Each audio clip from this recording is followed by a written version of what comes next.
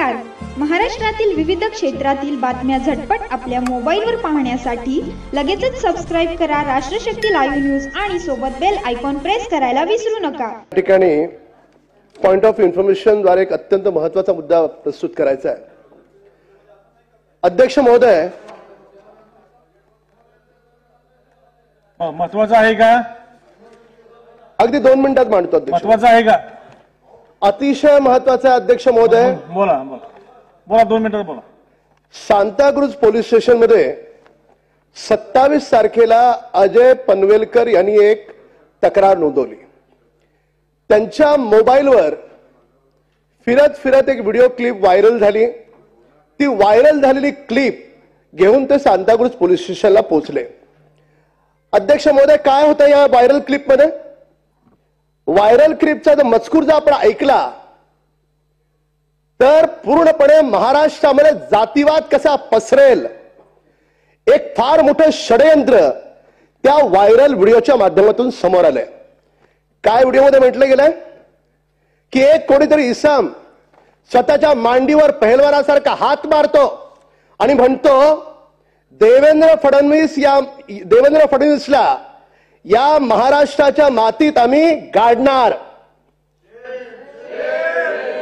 महाराष्ट्राचे माजी मुख्यमंत्री, वर्तमान उपमुख्यमंत्री यांच्या बाबतीत ही भाषा.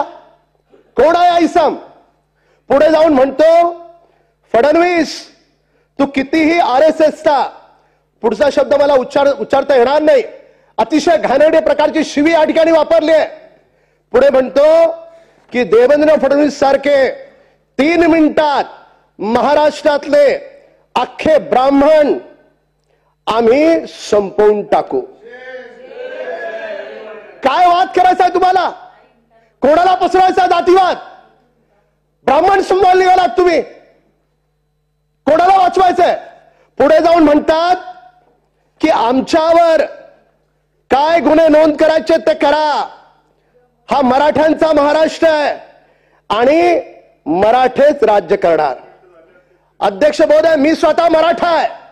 मराठ्यांची जेवढी आंदोलनं झाली, जेवढे मोर्चे झाले शांततेने. अध्यक्ष महोदय, महत्वाचं पुढे देवेंद्र फडणवीस ही व्यक्ती आमच्यासाठी देव माणूस आहे.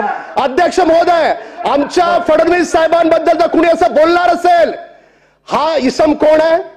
पोलीस स्टेशन मध्ये माहिती घेतली. याचं नाव आहे योगेश सावंत. माननीय विरोधी पक्ष नेते, आपल्यालाही चीड येईल. याचे सगळे संबंध कुठून आहेत? याचे बारामतीहून संबंध आहेत. माहिती घेतल्यावर कळलं तिथल्या सिनियर PIला या सदनातला एक आमदार जो शरद पवार गटाचा आहे, शरद पवारांचा नातेवाईक आहे, रोहित पवार फोन करतो आणि सांगतो त्याला सोडून द्या. काय संबंध आहे? काय संबंध आहे रोहित पवारचा? मराठ्यांना आरक्षण मिळालं पाहिजे ही आमची भूमिका आहे, पण मराठ्यांच्या आडून मराठ्यांना बदनाम करण्याचं षडयंत्र रोहित पवार आणि त्यांचे बगलबच्चे करत असतील तर ते मराठा समाजाला बदनाम करतात. मराठ्यांचा एकही मोर्चा कधी चुकीच्या मार्गाने गेला नाही, शांततेने निघाला. पहिल्यांदा आपण पाहिलं की त्या मोर्चामध्ये दगडफेक झाली. SIT चौकशी सुरू आहे, सगळं सत्य समोर येईल. पण जी त्यावेळेस देखील या सभागृहामध्ये मी 15 वर्ष सदस्य आहे, माननीय अध्यक्ष महोदय, माहिती येत होती की शरद पवार गटाच्या एका आमदाराच्या कारखान्यात बैठक झाली. कोण तो आमदार? काय संबंध?